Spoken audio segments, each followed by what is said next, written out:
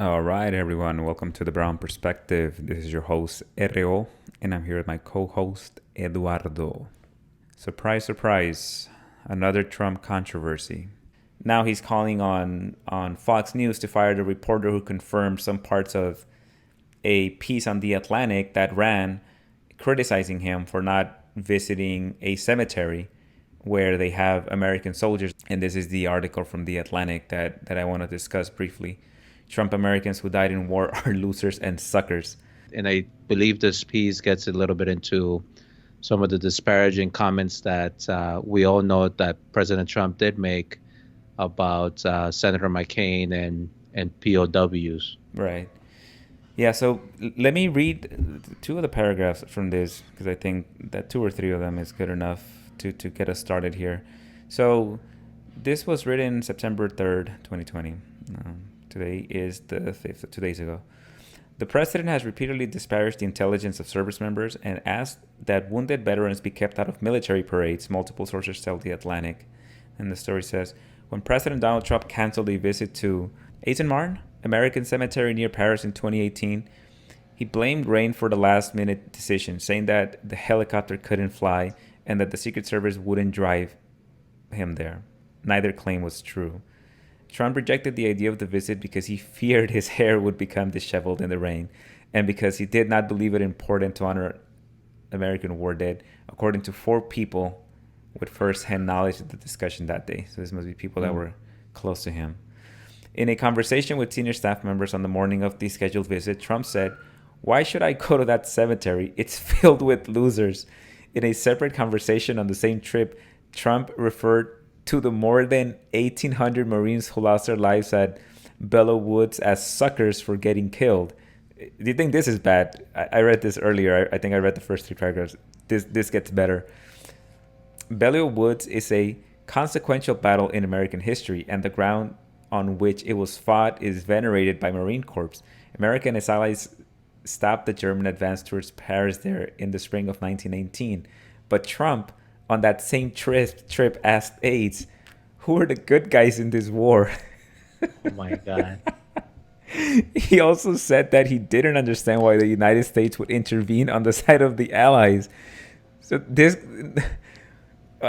shouldn't be surprising to anyone that he doesn't even know World War One history. At least just the simple like who were the Allies and who were they fighting against. And he's the commander in chief. I mean, at some point, people have to stop being shocked by the guy that either they elected or that the rest of the nation elected. Right? It. I mean, he cheated his way through school. He does. He already, or people around him have already said he doesn't like reading. He doesn't like reading the news. He is a narcissist. He believes in himself. So this is where we might actually have a difference of opinion. But I think Trump, he just doesn't filter a lot of what he says the way that other politicians do. Because we've always heard, right? And even we were talking about this 2 weeks ago with the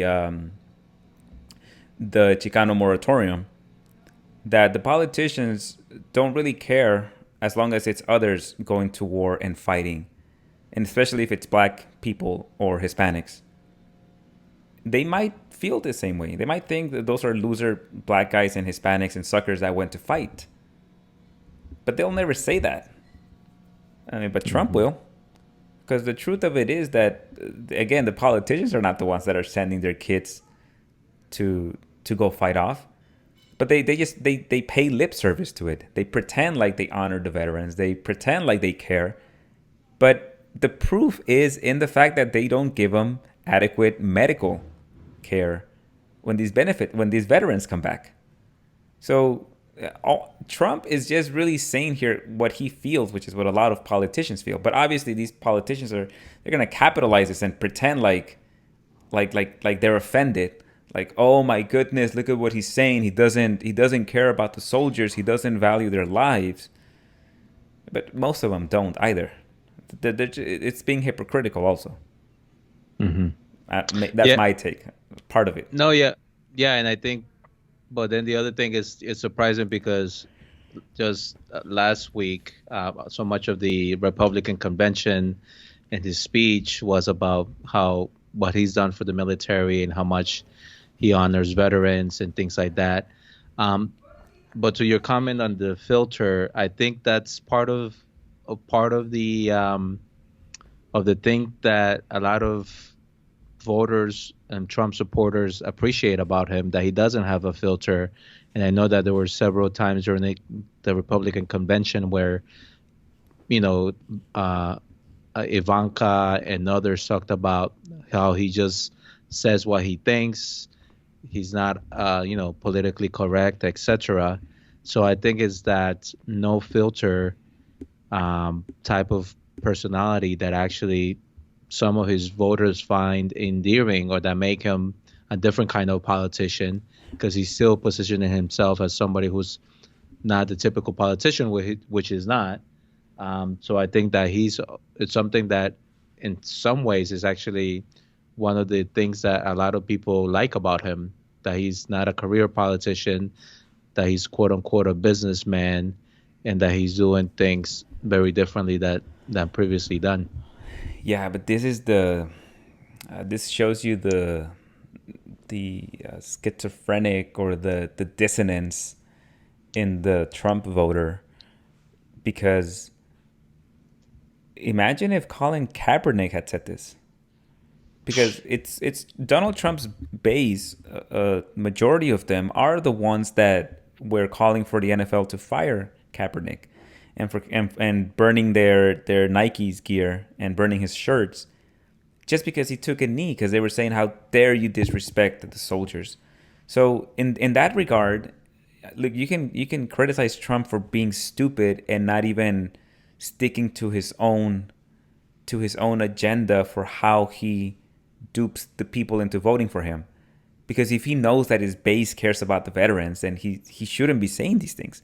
But at the same time, he says them because he doesn't have a filter. So, and this kind of gets us to this other article that I came across today, which is so apropos to this.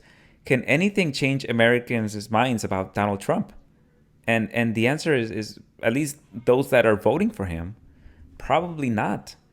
It just, they don't, nothing that he says, even if it contradicts what they think they stand against, it doesn't affect him. Because you would have, okay, based on the reaction, like, to Colin Kaepernick and to all of the black athletes that want to, well, mainly Kaepernick, but all of the other ones that were also taking a knee and supposedly disrespecting the veterans. And now he comes out and he says this. He should have lost a fraction of his percentage of his support right away. 25%, 15%, even 10% would have been a significant hit. But he's probably not going to lose any of that. Yeah, and I think part of it is because a lot of people see this as a mainstream media attack, twisting his words or saying things just because we're close to an election and they want to see him lose. So it's also about the narrative that people have and the reasons why they like him. So they like him regardless. They like him for who he is. It's not about what he does or doesn't do. It's about who he is and what they feel that he brings to the office. And then the other piece is that they feel that the media is treating him unfairly, and that this is just part of the course that people are going to say lies or are going to exaggerate things in order to make you look bad. So I think people are also going to be applying that lens to this type of story. And these people, they're not going to spend 2 to 3 minutes online to see if they can find footage or direct quotes from him that No. that confirm whether or not he's saying these things, right? Because you can go on YouTube and find his remarks that he made against John McCain, Hmm. because those were, there's a video of that. I remember seeing it a few years ago when he made them. I Yeah. recall that there was, and I'm sure there's others, and so you can find proof that he just doesn't care about the soldiers or the veterans. And so, you know what this reminds me of is, I think I saw this in a video that some other progressive YouTuber made.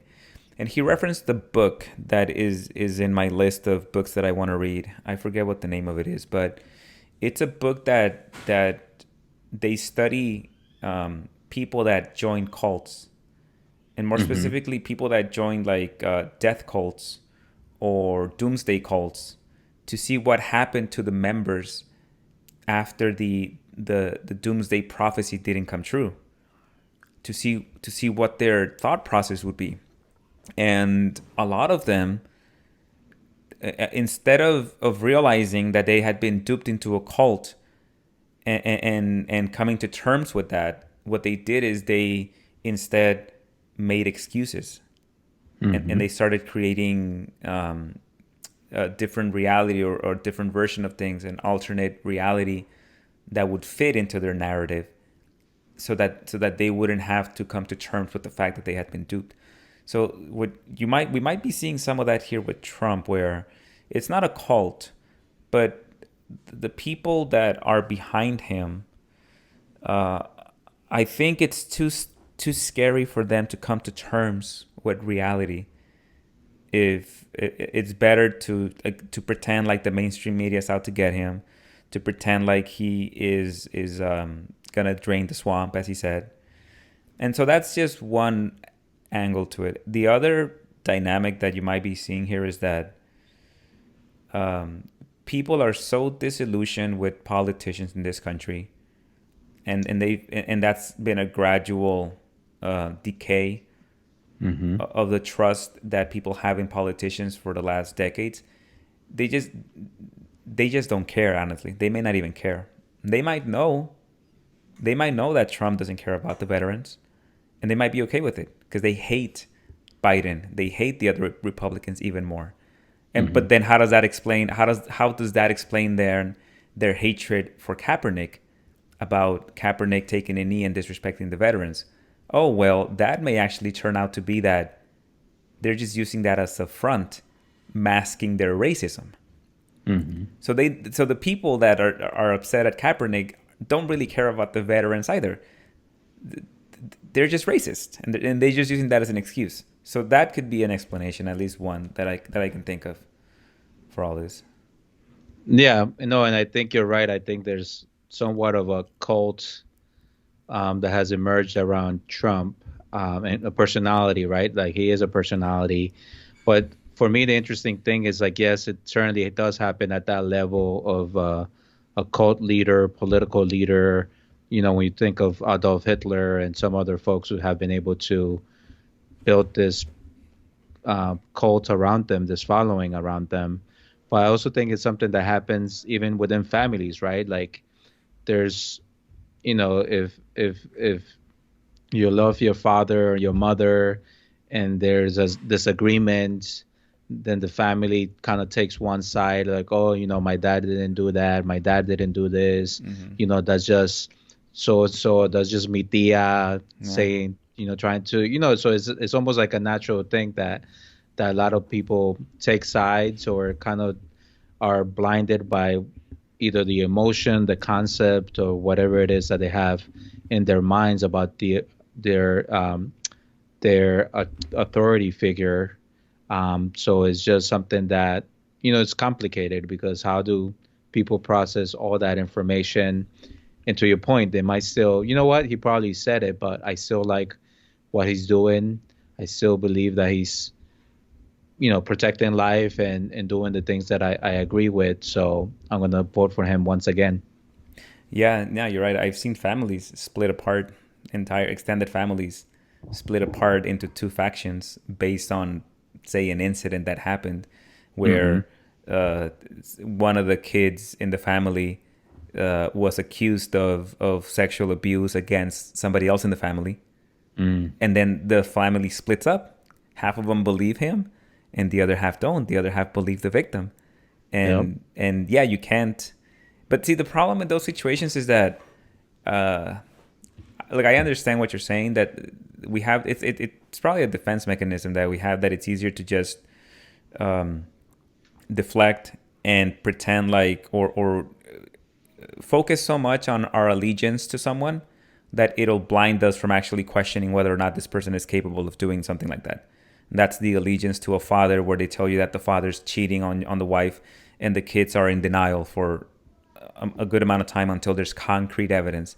Hmm. In the lack of concrete evidence, it's really hard, because people will just choose their, if they have a respect, or if they revere someone, or if it's a father figure and they trust that person, and they'll just align with that. So I suppose in those situations it's iffy if the evidence is not there. If all you have is, you're going based off of somebody's um, Hearsay or recounting of what happened, because there's two sides to the story, and most people, again, it you don't have concrete proof, you don't have a video of a film showing you this. And so, yeah, but in the case of cults, it's okay, here's the proof, your doomsday apocalyptic event didn't happen, now what, right? And I suppose with Trump, it's a more extreme version of that, where there's proof for people to find, and yet it doesn't change. But I can see that dynamic, as you mentioned, happening in families as well. I'm just where there's proof that somebody did something bad, but people just refuse to believe it. And hmm so there's different degrees of it, I suppose. The and at some form, in some form or another, even we engage in some of that behavior, probably at the low ends, not at the extreme levels, where the extreme would be when you get into a cult and they're just exploiting that, right? And you get deeper and deeper into it. That's true. And I think, and I know for this reelection campaign, Trump is really focused on his base. So it's really about getting his base, keeping his base, getting them excited, and really getting enough people to get him reelected, right? So Yeah, yeah. And again, the polls are, they seem to be tightening, so now it's a pretty close race at this point. But we'll see. Again, nothing seems to. Let's see what comes of this, though. But just the fact, what the things that he says. Who were the good guys in this war? These guys were losers.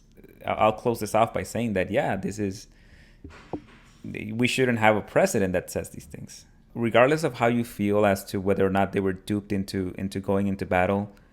And they weren't losers. I mean, they fought for this country. And I'll go a step further and say, yeah, we should honor them, the soldiers, and when they come back, we should give them good healthcare. hmm And by the way, if you care so much about soldiers, also, you shouldn't send them off to war in the first place, because then that guarantees that you will have casualties. So maybe we shouldn't be so quick to just send our troops to foreign interventions to fight for causes that are detached from Americans. That sometimes they don't even know what it is that the troops are defending overseas. At least in the modern, in the more recent fights, not World War I or World War II.